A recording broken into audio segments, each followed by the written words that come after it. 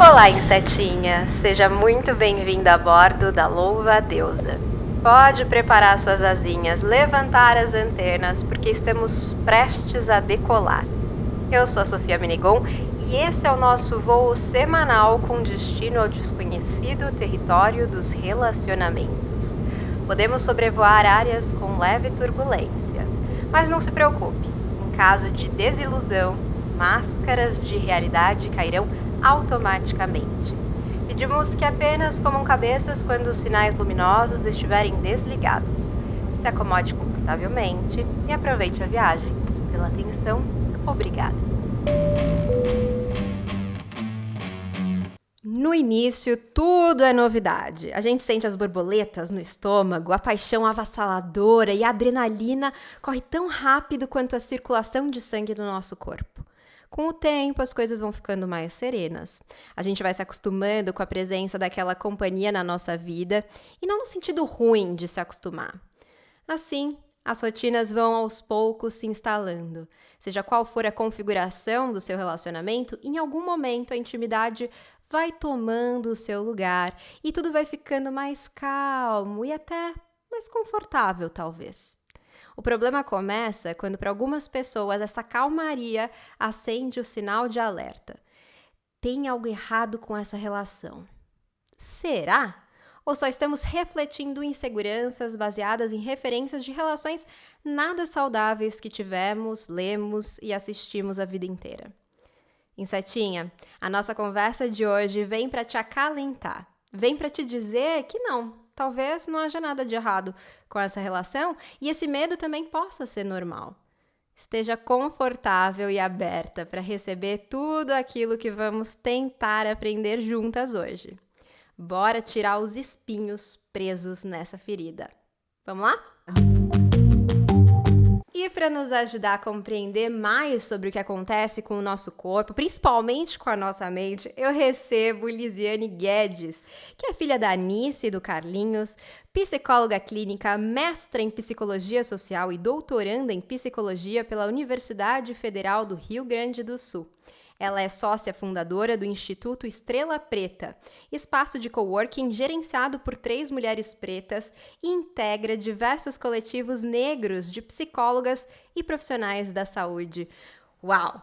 É um prazer enorme te receber aqui, seja muito bem-vinda. Muito obrigada, eu que agradeço, profundamente pelo convite, pela oportunidade de trocar essa ideia com as insetinhas, e poder me ouvir enquanto a gente bate esse papo. Maravilha! Olha, eu estava muito ansiosa por essa temática, porque esse foi um assunto muito solicitado lá no nosso Instagram. Então, inclusive, aproveito para convidar você, insetinha, que ainda não segue a gente, corre lá, @podcastlouvadeusa. E a gente fez um post, e nesse post todo mundo falando, quero episódio sobre o tema, porque de fato é uma questão que acho que é muito fácil da gente se identificar, né? Eu mesma já me vi em vários momentos questionando a calmaria no meu relacionamento. E até enquanto eu estava relendo, na verdade, o nosso roteirinho para hoje, eu lembrei de uma passagem do livro da Brené Brown, que o Coragem de Ser Imperfeito, né? Que ela fala sobre um mecanismo de defesa, né? Em que a gente, para não se frustrar ou para evitar o sofrimento, a gente se impede, inclusive, de aproveitar os momentos bons, né?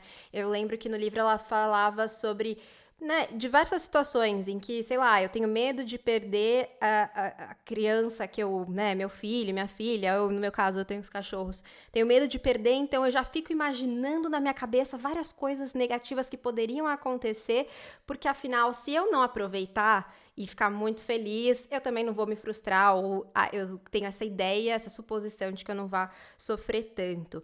Você acha que esse mecanismo, ele se aplica para essa situação dos relacionamentos, né? Quando a gente se percebe na calmaria, a gente já começa a criar várias teorias na nossa cabeça com o intuito, talvez, de se proteger? Então, Sofia, eu queria começar primeiro me localizando um pouquinho para quem vai nos ouvir, né? Eu acho que, enfim, eu sou uma mulher cis, uma mulher hétero, uma mulher negra. Eu vivo um relacionamento heterossexual, fez, né? 6 anos agora, em dezembro. Então, tenho um parceiro aí que eu o qual eu amo muito, Duan, um beijo para ti, meu amor. Então, parto daí, gente, certo? Para conversar com vocês sobre esses elementos que a gente pensou para hoje.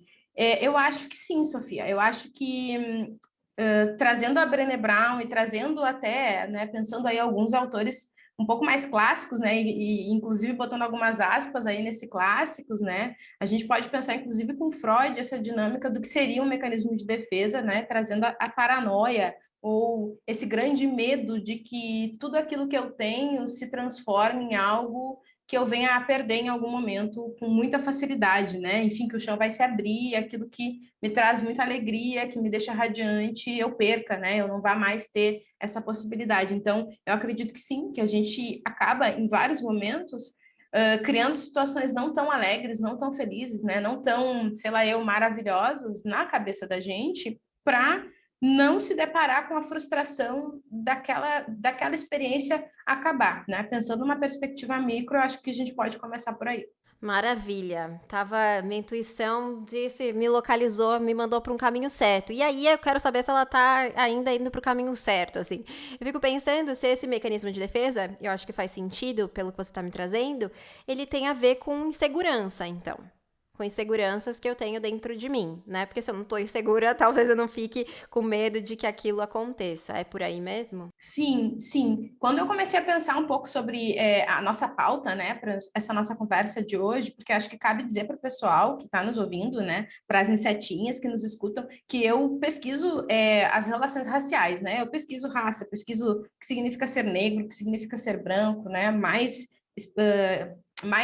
Nos últimos tempos tenho pesquisado sobre a adoção, né? Então, assim, eu não sou uma grande pesquisadora dos relacionamentos, mas dentro desses 4 anos de psicologia clínica e da vida inteira, né, 32 anos da minha vidinha, eu lidei e lido muito com esses debates, tanto profissionalmente quanto pessoalmente. Então, assim, comecei a pensar e tentando fazer aqui um mapa conceitual na minha cabeça, né? E acho que uma das primeiras coisas que vem à cabeça quando a gente pensa na paranoia, né, ou quando a gente pensa na ideia de que tem algo errado com a relação, parece que isso é sempre algo que está colocado para a mulher, né? A mulher, num contexto de um relacionamento heterossexual, sobretudo, né? Uma mulher, a princípio cis, numa relação heterossexual.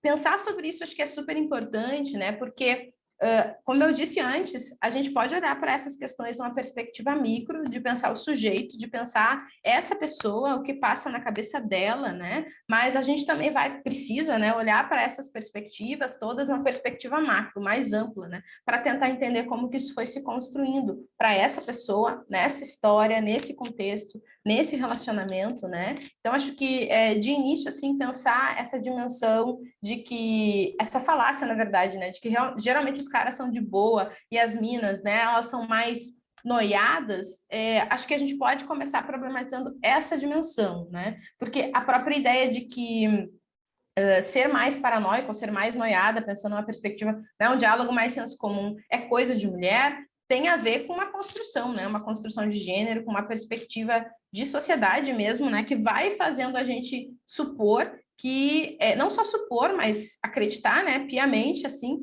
que em muitos contextos a gente não está mesmo segura nas relações, né, com esses caras, e eu falo de relacionamentos, eu estou falando de relacionamentos heterossexuais aqui, né, com pessoas que vivem perspectivas, inclusive, cis heteronormativas mesmo, né, aqueles modos de se relacionar em que o cara faz o que ele quer fazer, e em muitos contextos essa pessoa, essa menina, essa mulher, ela tá num limbo, né? Muitas vezes sem se perceber, sem saber do seu desejo, meio que à mercê desse cara, né? Então, dá para pensar sim nisso, assim, dá para pensar paranoia, dá para pensar defesa, dá para pensar ansiedade, insegurança, né? Mas também dá para pensar na necessidade de problematizar os papéis de gênero, né? De problematizar os modelos de relacionamento e de pensar mesmo quem é esse cidadão com o qual eu escolho me relacionar, né? Acho que já dando um salto aí, acho que tem a ver com escolher, né? Mesmo que numa sociedade como a nossa, racista, sexista, transfóbica, né, lesbofóbica, em muitos contextos não seja possível escolher ou não,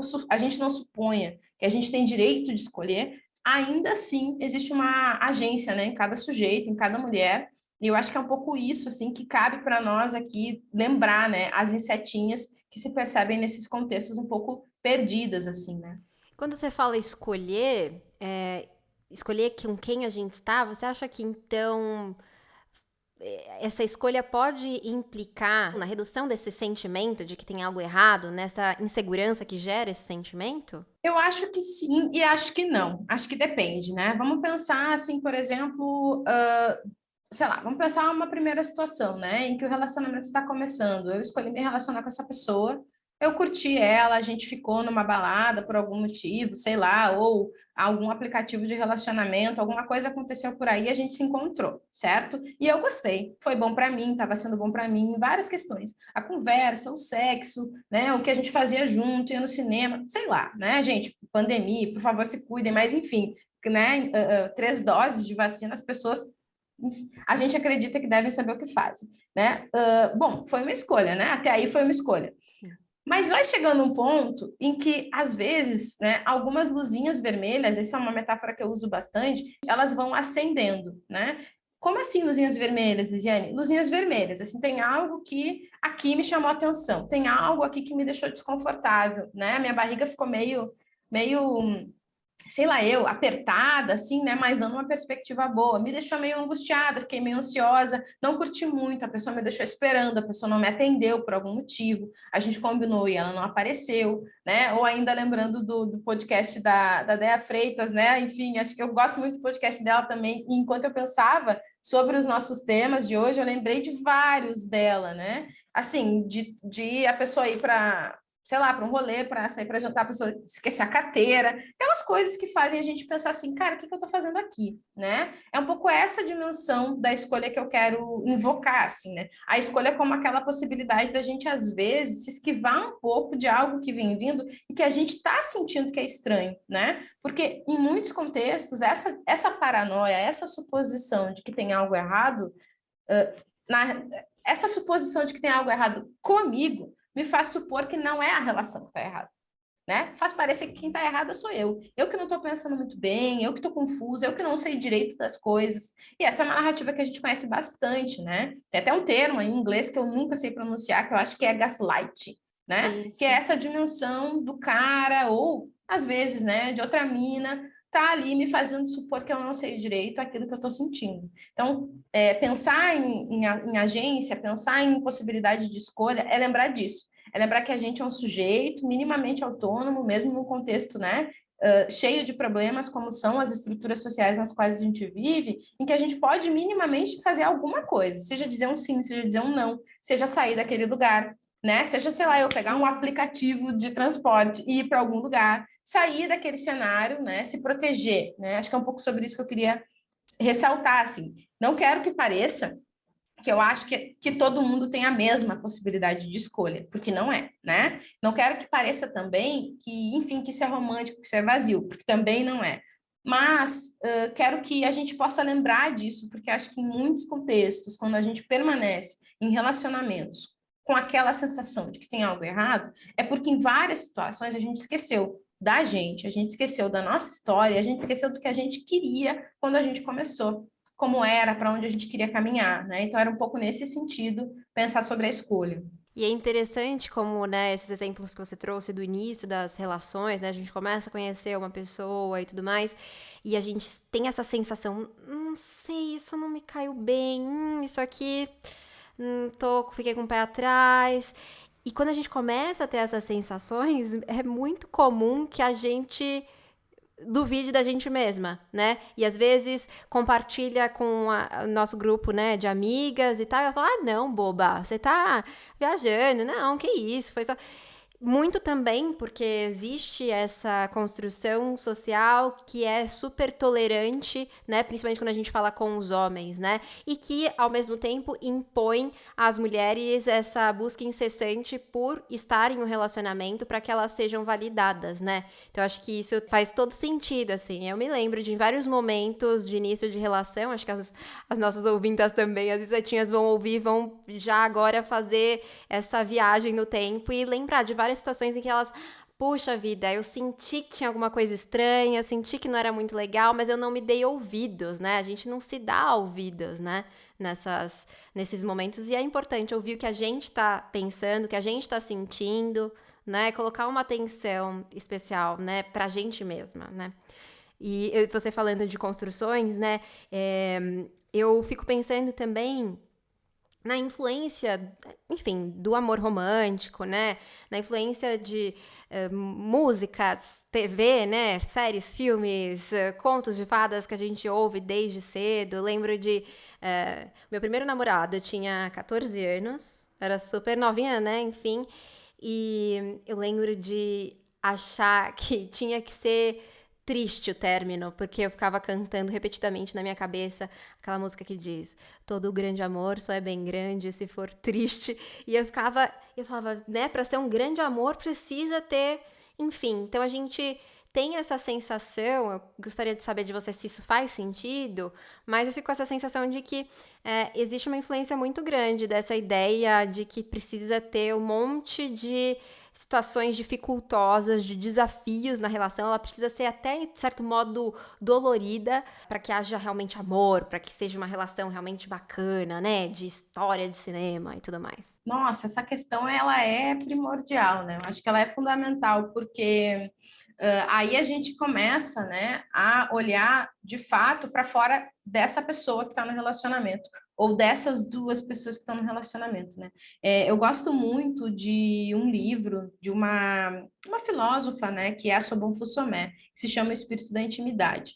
Esse livro ficou meio famosinho, assim, nos últimos tempos, né? Algumas pessoas começaram a acessá-lo e tal. Ele foi escrito, então, pela Sobon Fu, né? E ela é uma mulher africana, né? De Burkina Faso, do povo da Gara, né? Por que eu gosto desse livro? Justamente porque ele faz a gente problematizar essa perspectiva ocidental do amor, né? Esse amor romântico faz a gente questionar, né? Por que a gente escolheu esse parceiro? Na verdade, enfim, tem muito do livro que talvez não se adeque para mim, para ti, para tantas outras das meninas, né, das mulheres que estão aqui nos escutando, certo? Então, não é para ser uma regra, não é sobre isso, mas é sobre a gente poder problematizar um pouco como vão se construindo esses percursos em relação ao amor, né? E as imagens, né, as ideias, assim, os nossos ideais, né, sobre o que é amar, o que é ser amada, né? Então, quando tu falas sobre esse processo de que o amor ele precisa passar por vários percalços para ter o seu valor, né? Isso me faz pensar no livro.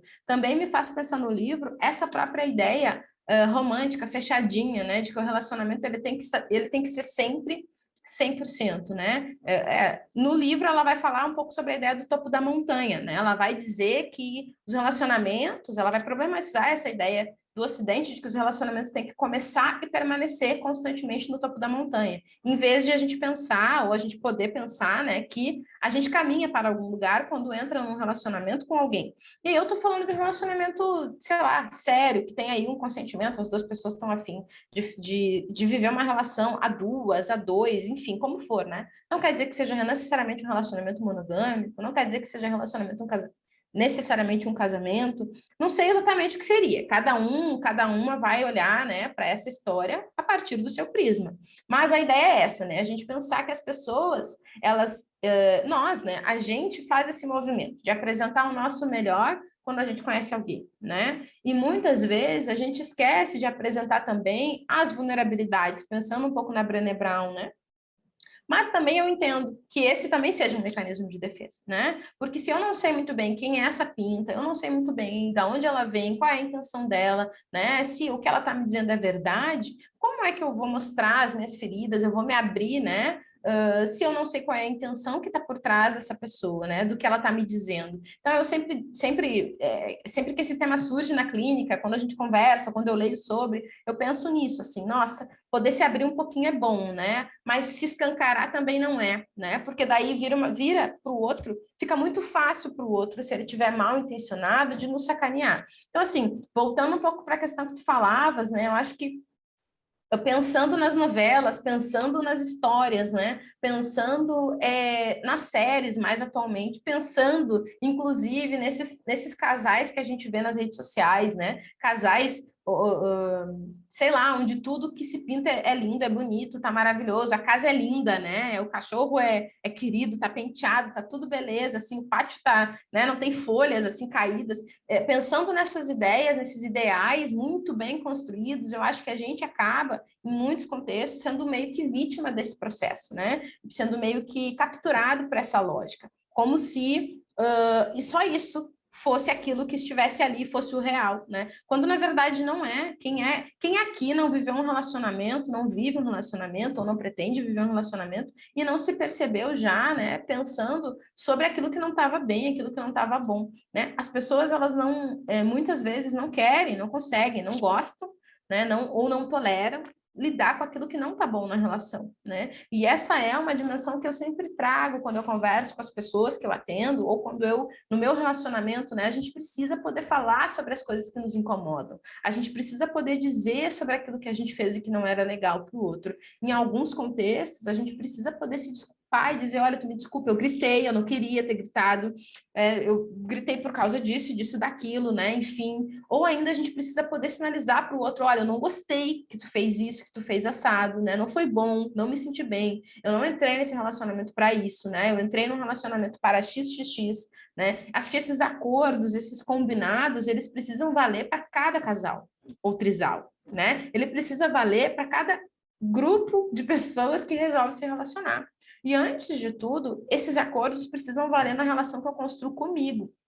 Porque eu não sou, né? Eu não sou, obviamente, a Cinderela, eu não sou, sei lá, eu a princesa, qualquer uma delas. Também não sou a princesa Tiana, né? Que vive a maior parte ali do desenho como um sapinho, né? E que, ok, não vem ao caso aqui, mas é pensar que nós não somos essas. E essas, na verdade, não existem, né? Não existe nenhuma pessoa por aí, até mesmo a mais feliz, pode ser comparada, sei lá, eu com a princesa Aurora, né? Até porque tem mil problemas naquele desenho, né? O que está em jogo é a gente poder lembrar que toda experiência ela é particular, toda experiência ela é provinciana, como a gente gosta de dizer. Ela é minha, né? A tua é tua, a minha é minha. Alguma coisa pode ser similar, sim, né? Eu e a Sofia a gente pode trocar algumas figurinhas, algumas coisas podem fazer sentido para nós duas e outras provavelmente não farão, porque a gente ocupa lugares sociais diferentes, e mesmo que eu estivesse falando com outra mulher negra, cis, hétera, vivendo um relacionamento não sei quanto tempo no sul do país, com um cara negro, assim, assim, assim,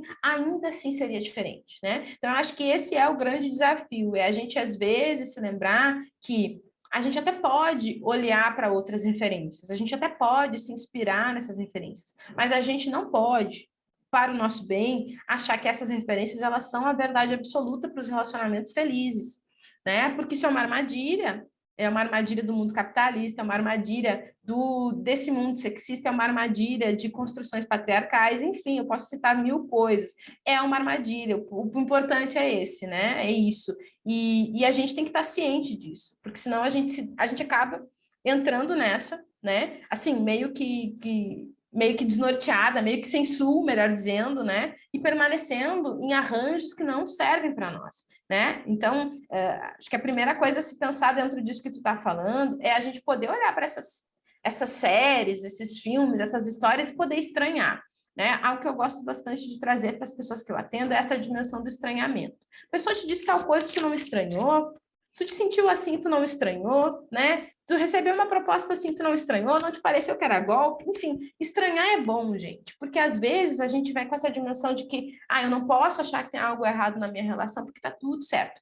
Não, o que tu sente, tu sente. Se tu pode ou não pode, é outro papo. Se tá certo ou tá errado, é outra coisa. Se tu fica feliz ou infeliz com o que tu sente, é outra dimensão. Mas esse sentimento tá aí, né? E ele tá te dizendo alguma coisa. Essa intuição, esse sopro no ouvido, é o que tu quiser acreditar. E se tu não for, né, a pessoa que mais te ouve, quem vai ser? Não vai ser o teu parceiro, não vai ser a tua parceira. Por mais que seja uma pessoa massa, né? Não vai ser. Por quê? Porque se tu não tá te ouvindo, o outro também não vai te ouvir, né? Essa é a dimensão que eu acho que nos interessa aqui. Então, penso que é por aí, né? E para chegar nesse nível, tem que ler. Tem que ler, tem que estudar, tem que conversar, tem que bater papo no bar com as amigas, né? Tem que, às vezes, desconfiar ou discordar do que as amigas estão dizendo, né? Tem que discordar do que a mãe fala, às vezes tem que ouvir, né? É isso, assim, eu acho que tem um pouco de tudo nessa pergunta que tu faz, Sofia, ela é bem importante para a gente não se permitir viver a vida do outro, né? Como se nós fôssemos um personagem de uma história que não é a nossa vida, né? E que, portanto, não vai vir com os altos e baixos que a vida normal tem. Perfeita, eu adorei isso do estranhamento, né? Eu sou Eu acho que eu até levo isso à máxima potência, assim. Aqui em casa eu vou, por exemplo, eu não sigo nenhuma religião específica, mas eu faço um tratamento espiritual para o meu cachorro. E como parte desse tratamento, a gente tem que fazer um evangelho no lar. E aí eu pego os livros. E aí a gente começa o evangelho, né? E aí eu vou lendo e vou, ah, não, peraí, isso aqui era assim naquele tempo, gente, não pode. Eu fico fazendo o evangelho questionando e estranhando à medida que eu faço, ainda que seja, né, supostamente ou teoricamente um momento ali solene, né, sério, de um ritual importante que eu levo a sério, mas eu acho importante até nesse momento trazer esse estranhamento. E muito importante levar para as rodas de amigas, né? Como você trouxe, né? Não é tudo que a sua amiga que vai dizer que você precisa aceitar e achar que tá certo, né? Questione. No mínimo, questione, né? Tenta entender consigo mesma se aquilo faz sentido para você, né? E quando você falou do topo da montanha, me lembrei da questão paixão, porque também me parece que isso tem um pouco a ver com a nossa temática, porque a gente está sempre, parece que acreditando que a vida a dois tem que ser uma paixão eterna, né? Então a gente começa o relacionamento, aí a paixão é gostosa, adrenalina, enfim, mil coisas acontecendo ali no nosso corpo, de fato. Mas ainda bem que a paixão acaba, porque assim, né? Ou então, porque senão a gente não vai conseguir viver, né? É um momento que você fica ali focada naquela outra pessoa, vira quase que uma obsessão, assim. E a verdade é que para todos os casais que permanecem juntos depois dessa fase, vai diminuir, né? No mínimo diminuir essa sensação, mas parece que a gente tá buscando sempre a paixão. Você acha que isso tem a ver também com essa sensação de que, bom, quando a paixão acaba, aí o restante, né, essa continuidade do relacionamento parece que tá muito morno, mas na verdade não é, que você tá comparando com uma coisa que é impossível de manter para sempre. Faz sentido isso? Muito, né? Faz muito sentido, assim, e eu acho que é um pouco isso que o livro traz, assim, né? E não só esse livro, como muitos outros que a gente poderia pensar, talvez até mais aproximados da nossa realidade aqui no Brasil, né? Ou ainda pensando, sei lá, perspectivas, pensar pessoas que escreveram em outros lugares do mundo, assim, né? Sei lá, Bell Hooks, Audre Lorde, acho que são nomes importantes também que nos ajudam a pensar relacionamentos, a pensar o amor, né? A importância do amor na relação com a gente, primeiro, né? E acho que sim, acho que tem muito a ver, assim, acho que tem uma dimensão de expectativa versus realidade, assim, né? Que não se sustenta ao longo dos tempos da mesma forma sempre, né? E que bom, né? Acho que esse é um outro ponto, que bom, porque aquilo que a gente sente quando a gente está conhecendo alguém tem um misto da paixão, tem um misto da animação, de estar em processo, né? Mas também tem as inseguranças que estão colocadas ali naquele início, porque a gente não sabe muito bem quem é a outra pessoa. Bom, tem aqueles que vão dizer que a paixão vai durar 2 anos e depois o restante é amor, papapá. Não sei se é bem por aí, se é datado dessa forma, talvez seja, para alguns autores, para algumas pessoas, mas eu acho que o que está em jogo é a gente entender que um relacionamento é um percurso, né? Um relacionamento, ele é um percurso, e a gente, enfim, quando vai para, sei lá, vai para a praia, tu não passa todo o tempo na beira do mar, né? É lindo, a vista é linda, né? É maravilhoso, mas às vezes chove, às vezes a maré sobe, tu tem que fazer uma caminhada do mar até o lugar onde tu tá, né? Não vai dormir na beira da praia, né? Não vai, sei lá, eu fazer mil coisas ali cheias de areia. Então, assim, o ponto é pensar que existem momentos bons, existem momentos fenomenais, existem momentos que não são tão bons.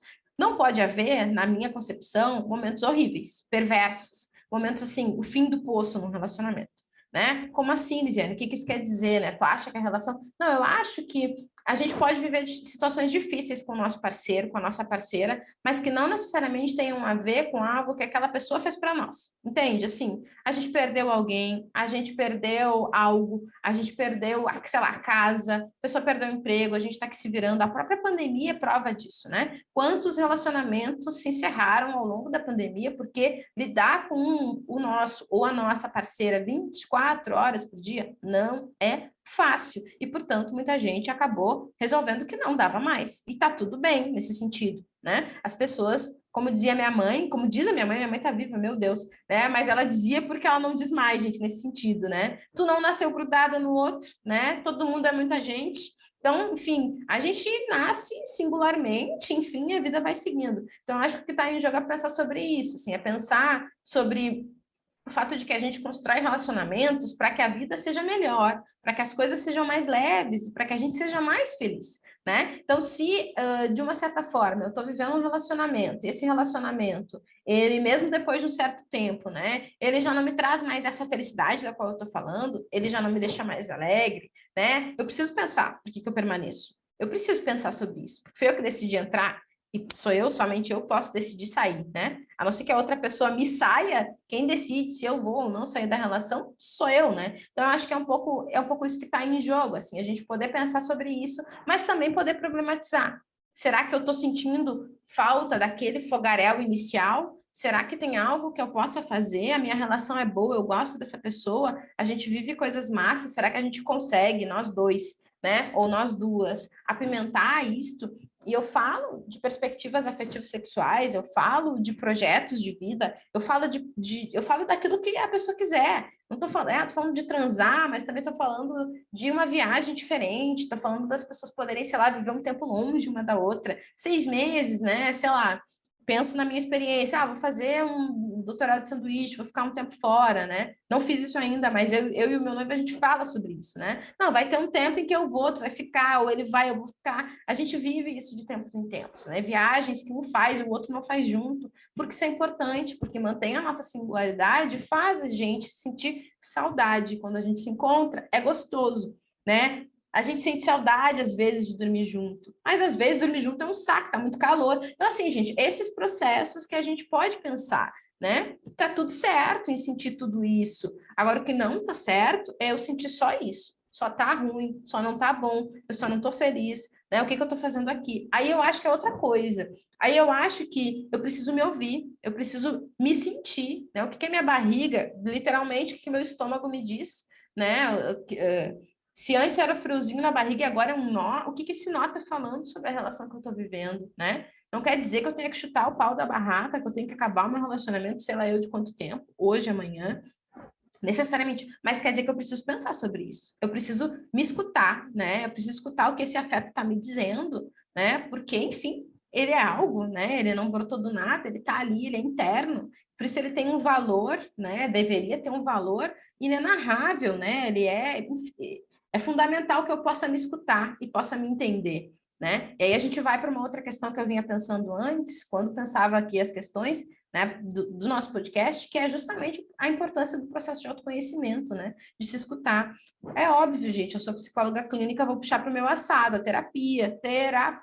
Mas assim, não quer fazer, não pode fazer, não tem grana, não tá bom, não concorda, acha que não é por aí, não quer dar tanto poder para alguém, não acha uma terapeuta que tu curta, não curte, beleza, tranquilo, procura outra coisa que envolva autoconhecimento. Escrever carta para si mesma, né? Se desenvolver espiritualmente, se for o teu caso, fazer uma roda de amigas de tempos em tempos para bater papo sobre gênero, sexualidade, sobre relacionamentos, né? Fazer, sei lá, uma trip num lugar que vai te permitir te conectar contigo, né? Mas é muito importante que a gente não se perca no relacionamento com o outro, porque quando isso acontece, é aí que os grandes perigos vão se dando, os processos de violência, né? Ou ainda o crescimento dessa ansiedade, dessa paranoia. Enfim, né? Já estou falando demais, mas acho que é um pouco por aí que a banda toca. Sim, eu ia trazer justamente para esse ponto, você já adiantou, assim, que eu tava pensando, né, quando você falou, quando a relação não tá realmente trazendo nenhuma felicidade, eu falei, mas tem algum momento em que pode acontecer, tô falando por mim, assim, a relação, você não tá te trazendo felicidade, mas também nada mais tá te trazendo felicidade, sabe?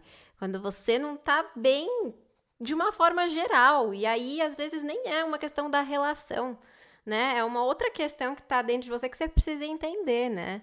E aí é terapia. Sim, Sofia, perfeito, é isso, né? No momento em que eu consigo desenvolver, que eu consigo entender melhor, né, a mim mesma, em que eu consigo pensar sobre a minha autoimagem, que eu consigo fortalecer a minha autoestima, que eu consigo me ouvir, né, eu consigo reduzir a possibilidade de que a minha infelicidade, ou a, sei lá, a tristeza, ou a palavra que for, no relacionamento, não tem a ver só comigo, né? Aí eu sei que não tem, porque eu me trabalho, eu tô lá, sei lá, uma hora por semana eu fico lá, eu falo, né? Então, de alguma, ou outras possibilidades, como eu dizia antes, então eu faço esse envolvimento comigo. Então, minimamente eu sei que o que eu tô falando para mim, o que eu tô sentindo sobre mim, tem a ver com isso ou aquilo. Isso é muito importante, né? Porque às vezes eu noto que as pessoas elas estão nesse processo. Nada tá bom.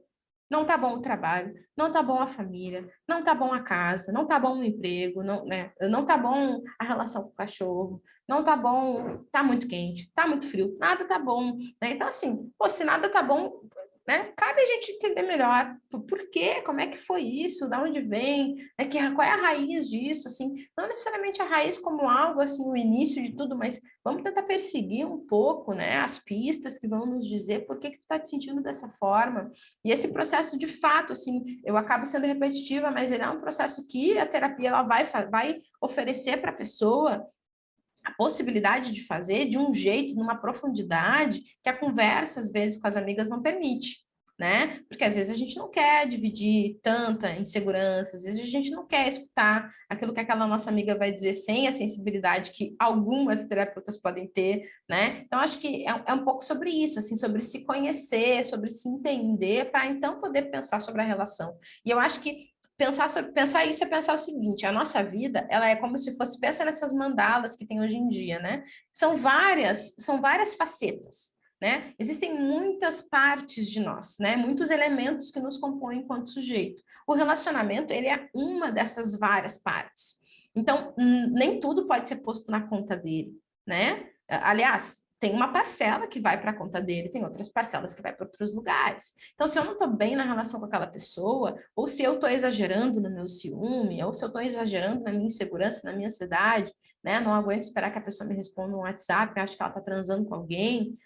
Eu também preciso pensar um pouco sobre como é que isso começou, da onde isso vem, né? Ou se eu entro numa briga e começo a gritar, às vezes, fora do que precisa. Também não quero botar tudo na conta dos caras, porque às vezes os caras são trouxa, mas às vezes a gente também é, né? Em relações heterossexuais, né? Então, acho que porque a heteronormatividade é isso, ela não é só ele ou ela, é uma dimensão, é um modelo, né? Então, acho que faz mal para ambos, né? Então, acho que é isso que nos interessa pensar, assim, que construir relacionamento com o outro tem a ver primeiro com construir um relacionamento bom comigo, né? Por isso que eu citei a Bell Hooks antes, porque ela vai falar bastante sobre essa dimensão do auto-amor, né? Essa dimensão de que eu cuido de mim tão bem, a ponto de que eu não vou deixar outra pessoa me fazer mal, né? A ponto de que aquilo que eu faço para o outro é uma extensão, bem ou mal, do bem que eu faço para mim mesma. Então, esses processos, eles podem parecer utópicos para quem escuta de longe, está vendo uma relação confusa, etc, etc. Mas, ao mesmo tempo, não são, né? Eles são difíceis, eles podem parecer egoísmo, eles podem parecer um monte de coisa, mas eu apostaria com a maioria das pessoas que têm dúvidas que depois de uns bons 2 anos de terapia, a gente poderia concordar em alguns pontos nisso que eu estou dizendo, né? De que se conhecer é um caminho que traria provavelmente muito mais respostas do que perguntas na dúvida sobre a relação, né? Porque daí eu sei de mim. Inclusive, para saber de si, né, e se cuidar tão bem, também te ajuda, inclusive, nesses momentos, né? Agora, voltando para aquela pessoa que está nos ouvindo, né, para nossa ouvinte que, na verdade, acha que tá tudo bem e por estar tudo bem, não estar tudo bem, né? Ajuda ela, inclusive, a lidar com essa sensação, né?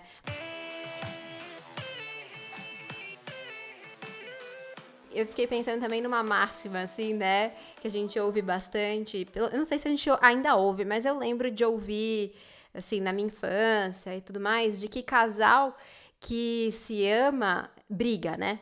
Casal que não briga não se ama, né? Então, quando você não briga mais é porque já acabou o amor, né? E eu fico pensando, né, da importância talvez da gente falar aqui, se isso também não é uma forma de romantizar, inclusive, né, as relações abusivas, né? As relações tóxicas que não nos fazem bem, né?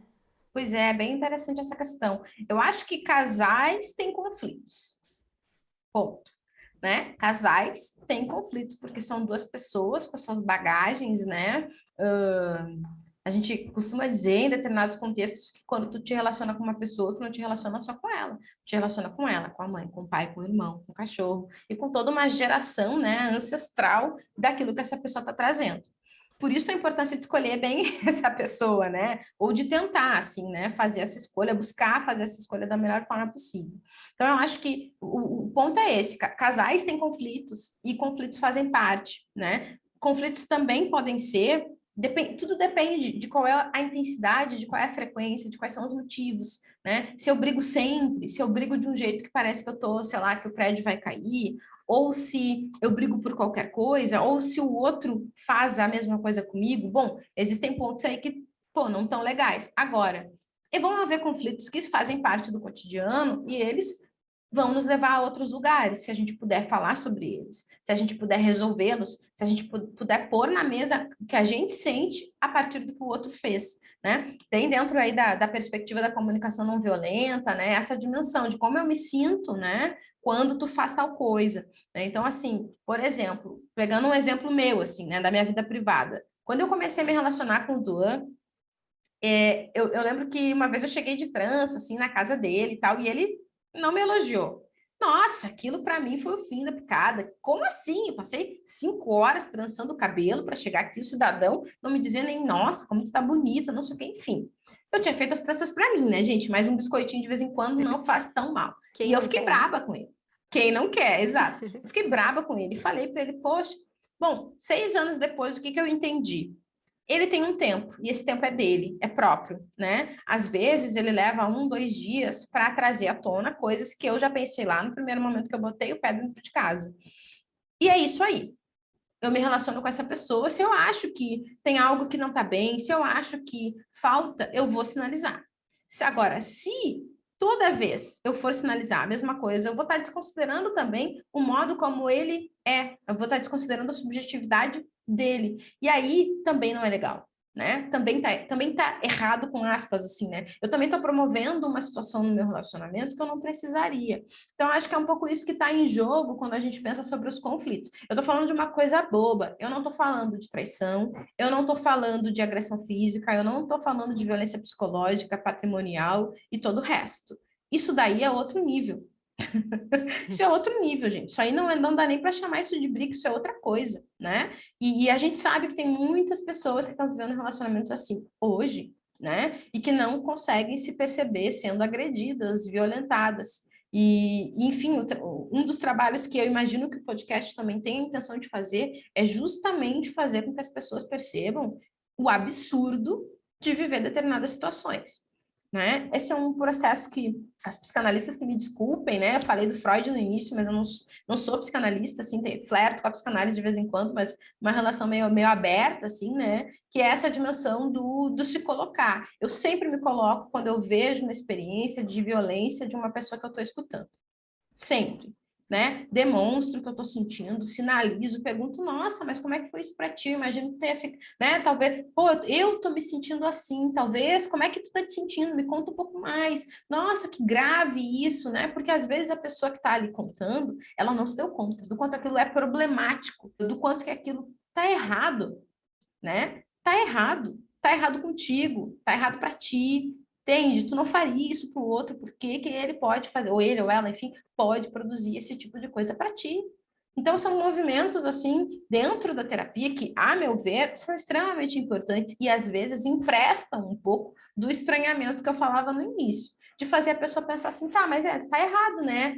Tu acha, o que que tu acha quando fulano me diz que eu não posso usar tal roupa para ir em tal lugar? Né? Ou o que que tu acha quando fulano me deixa 2 horas esperando porque não sei o quê? O que que tu acha quando eu passo a noite inteira esperando que fulano chega sábado de manhã? Eu não sei o que eu acho, você tem até medo de dizer o que eu acho, porque a relação é tua. E aí, como é que vai ser, né? Então, quem ama ele é tu, eu não amo ele. Às vezes eu brinco, né? Digo isso, olha, para mim é fácil dizer isso, porque eu não amo essa pessoa. Então, são essas coisas assim que ajudam a gente a notar que ter conflito tá ok. Brigas eventuais, dependendo do nível, acho que faz parte, né? Agora, se aquilo virou uma rotina, se é todo dia, se é um inferno em casa, como a gente, né? Talvez já tenha ouvido falar, eu acho que daí é preciso pensar um pouco mais sobre a finalidade desse relacionamento, sobre por que que entrou, por que que permanece, né? O que que está em jogo se sair, né? Porque às vezes as pessoas pensam nisso, pensam nas crianças, pensam no apartamento que está financiado, né? Pensam no dinheiro, não tem autonomia financeira, a família não acredita, sei, em várias. Então são vários movimentos que eu acho que só a pessoa pode fazer, mas acho que, enfim, a nossa função é essa, é plantar a semente da dúvida, né? Quando a coisa não vai bem, para que a pessoa possa se autorizar a dizer, não, realmente, fulana disse e eu concordo com ela. Eu acho que isso não está certo. Eu acho que eu não estou feliz aqui, né? Acho que é um pouco sobre isso, né? Desromantizar os conflitos, né? Exatamente. Então, é possível sim, né? Eu lembrei também de uma relação que eu tive também, jovem. Eu namorei muito. Eu fiquei pouco solteira, eu fui engatando relacionamentos, né? Então, ainda na minha adolescência, assim, ainda tava na escola, eu namorei com um menino que ele era, assim, ele era tão compreensivo e ele tudo, assim, a gente tinha o quê? Acho que 16 anos, 16, 17 anos, e ele trazia essa perspectiva da comunicação não violenta. Só que tudo que eu tinha visto de relacionamento até então não tinha isso, né? Então ele falava: olha, quando você estiver incomodada, você pode me falar como você se sente. Ó, eu sinto assim quando você faz isso. Ele me trazia isso com 17 anos. E eu, toda trabalhada nos relacionamentos problemáticos que eu vi a vida inteira, eu fiquei angustiada num nível até o momento que eu terminei a relação, porque eu não conseguia entender, assim, essa calmaria, essa compreensão toda, né? O quão saudável era essa relação, assim. Pra mim não podia haver amor porque era muito saudável a relação, né? E eu acho que realmente a gente precisa desromantizar as relações problemáticas, né? E relações abusivas, relações tóxicas e dar nome, né? Às violências que são colocadas e para que a gente possa, inclusive, experienciar e reconhecer como, essa relação é saudável, então, que legal, né? Eu posso estar descontente com outras questões, mas ser saudável, né, não pode ser um problema para você estar nessa relação. E aí, eu queria te perguntar o seguinte, como que a gente percebe, né, que esses sinais, por exemplo, né, a gente está aqui falando da calmaria, das relações estão indo bem, é saudável, é legal, tem compreensão, tem diálogo, tem conversa, eu posso fazer tudo, né? Porque eu já ouvi muitas ouvintas trazendo isso, mas eu posso fazer tudo, ele não liga, ele não sente ciúmes, ele não questiona, né? E se sente, putz, tem uma coisa errada, não sei o quê.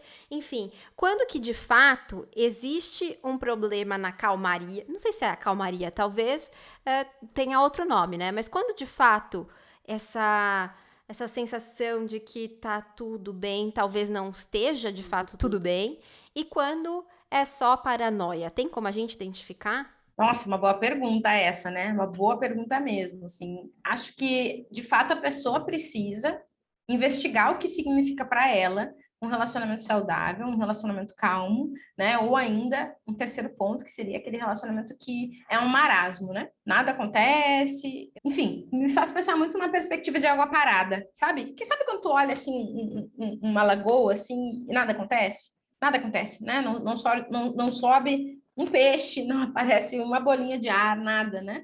Eu acho que essas diferenças elas são cruciais assim, para que a pessoa possa perceber quais são os conceitos que para ela fazem sentido nessa relação, né? Quais são as perspectivas que para ela fazem sentido e quais que não, né? Porque assim, se eu estou vivendo uma relação saudável, eu estou me sentindo bem, aliás, tudo está aqui para que eu me sinta bem e eu não me sinto bem, esse é um ponto, né? Voltamos para o processo de autoconhecimento, para eu problematizar os modelos de relacionamento, para eu pensar o que eu espero dessa vida com essa pessoa, etc, etc, etc, né? O que eu entendo por amor. Agora, se eu estou vivendo uma relação que é uma calmaria, que é um marasmo, onde nada acontece e eu não sinto, né?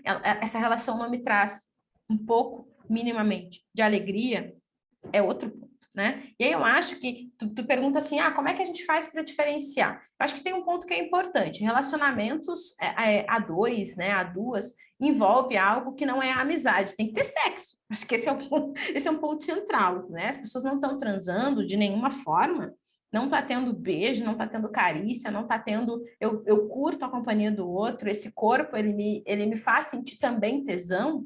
Acho que daí pode ser que tenha se transformado em outra coisa. E aí a gente pode pensar isso em relacionamentos longos, né? Em casamentos de bastante tempo, ou namoros longos também, né? Ou pessoas, por exemplo, que viveram intensamente o seu primeiro, sei lá, 1 ano e meio, 2 anos, depois foram morar juntas numa pandemia da vida, e daqui a pouco estão se percebendo, vivendo uma coisa que tá, né, sufocante ou sem graça, né? Eu acho que cabe investigar isso, né? Acho que, pensando nisso, nada obriga alguém a ficar num relacionamento, mesmo que ele seja saudável, que as coisas estejam calmas, se a pessoa não está feliz, né? Acho que tem uma dimensão do desejo. É preciso que eu deseje, né, continuar essa relação. Se ela não faz mais sentido para mim, eu posso sair, né? Por quê? Porque também tem isso. Fulano é um bom parceiro, fulano é um bom pai. Quem já não ouviu isso, né? Oh, fulano é tão legal, ela é tão bonita, ela é tão isso, ela tem um trabalho massa, vocês viajam, o que tá errado? Tá procurando pelo em ovo. Gente, pelo em ovo, essa frase, ela tem mil problemas, assim, né? Porque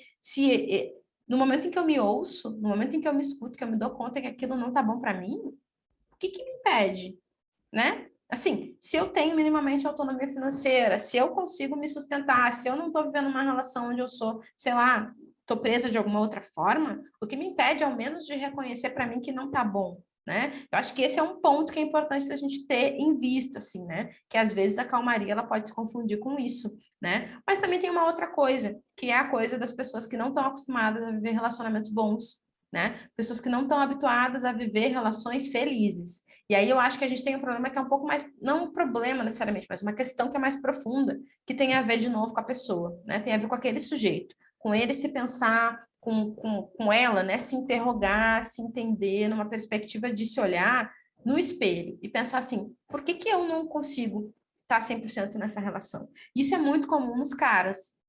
Os caras fazem isso muito, né? Caras heterossexuais fazem isso demais, de não permitir que haja profundidade na relação que se constrói com a outra pessoa, de não permitir que a outra pessoa entre, que a conheça de fato, que veja, né, as características que não são legais também, os defeitos, como a gente diz, né? As vulnerabilidades. Tem muito cara que faz isso, né?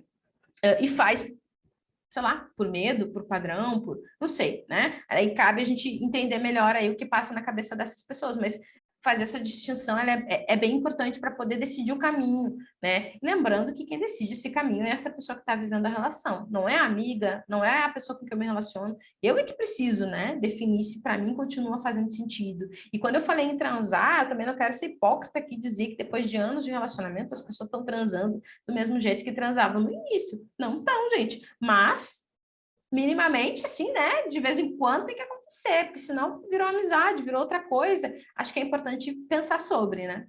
Perfeito. Então, no final das contas, né, um relacionamento tranquilo é diferente de um relacionamento sem graça e infeliz e chato, que já tá tedioso, né? Uma coisa não tem nada a ver com a outra. E pensando aqui também nas pessoas assexuais que nos acompanham, talvez, né, esse desejo direcionado para a pessoa, para estar com a pessoa em outros lugares, né? Não necessariamente no sexo, mas em outros lugares, como você trouxe, né? Isto, admirando a pessoa, curtindo a pessoa, né? É importante ter trazido isso. Eu quase que esqueci. Perfeito. E então vamos agora, gente. Eu poderia aqui ficar falando, tipo, anos sobre esse assunto, porque tem muitas nuances, dá pra gente ir por muitos lugares, né? Eu até vou te convidar já para uma parte 2, assim, porque eu tenho certeza que as nossas ouvintas vão trazer mais questões. Aliás, aproveita, ouvinta, corre lá no nosso Instagram, @podcastlouvadeusa, e manda as suas perguntas pra gente pensar aqui numa parte 2. E vou te convidar, então, pra vir comigo pra área de turbulência. É o seguinte, Lisiane, a gente vai falar alguma coisa que tá entalado. A gente não, né? Você. Você vai falar pra mim alguma coisa que tá entalada, uma verdade, assim, que você quer jogar e sair correndo. Não precisa explicar, e eu não vou fazer nenhuma pergunta a respeito. Só jogar a braba mesmo. Então, qual que é o seu área de turbulência de hoje? O meu área de turbulência dessa semana vai para essa experiência que a Linda Quebrada está vivendo no Big Brother Brasil agora, né? Tem me tomado, assim, né, nos últimos tempos. Olha que eu nem assisto, mas as redes sociais trazem isso bastante. Então, essa é a minha área de turbulência de hoje. Ai, difícil não comentar. Difícil, porque também tá aqui, ó, me angustiando. Ai, Bom, mas já que eu não posso comentar, a gente vai falar sobre esse assunto, inclusive, viu? Na semana que vem, no próximo episódio, a gente vai falar sobre esse e várias outras questões que estão rolando no BBB, num novo quadro aqui da Louva a Deusa, que é o Revoada. Então, aguardem. E então, vamos pro cabeça! Agora eu quero saber de você o seguinte, de quem você comeria uma cabeça ou que situação te faria comer uma cabeça? Pensando no nosso assunto de hoje, olha, eu acho que daria para comer a cabeça suave, assim, né? Daqueles caras que fazem as minas acharem que elas estão malucas, né? Ai. Desses caras não teria problema nenhum de comer a cabeça, assim, com salzinho, um temperinho, porque, enfim, causa muitos efeitos, né? E a gente lida com isso direto na clínica, e na vida, né? Então, acho que essas cabeças aí talvez não fizessem tanta falta. Eu comeria também. Com certeza. Talvez ficasse um pouco indigesto, mas assim, comeria, com certeza. Olha, eu sou aqui só gratidão. Muito obrigada por ter topado conversar com a gente sobre esse assunto. Foi muito, muito rico, assim. Eu aprendi demais e acho que me abriu muitas perspectivas sobre essa questão dos relacionamentos de uma forma geral, mas principalmente sobre essa nossa tentativa de sempre achar que tem algo errado. Enfim, e às vezes tem mesmo, como a gente descobriu. Então, muito, muito obrigada por compartilhar com a gente hoje.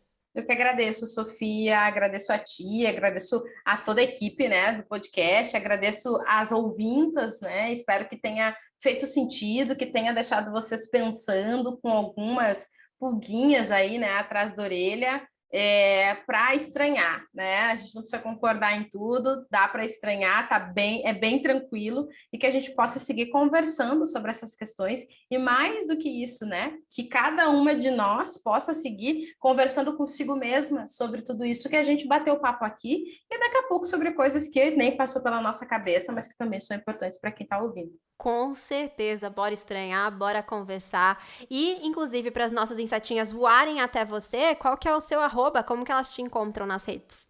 Elas me encontram nas redes, principalmente no Instagram, mas também no LinkedIn, se eu não, acho que estou pelo LinkedIn também, Facebook, enfim, como psico.lisiane Guedes, Lisiane com Z, certo?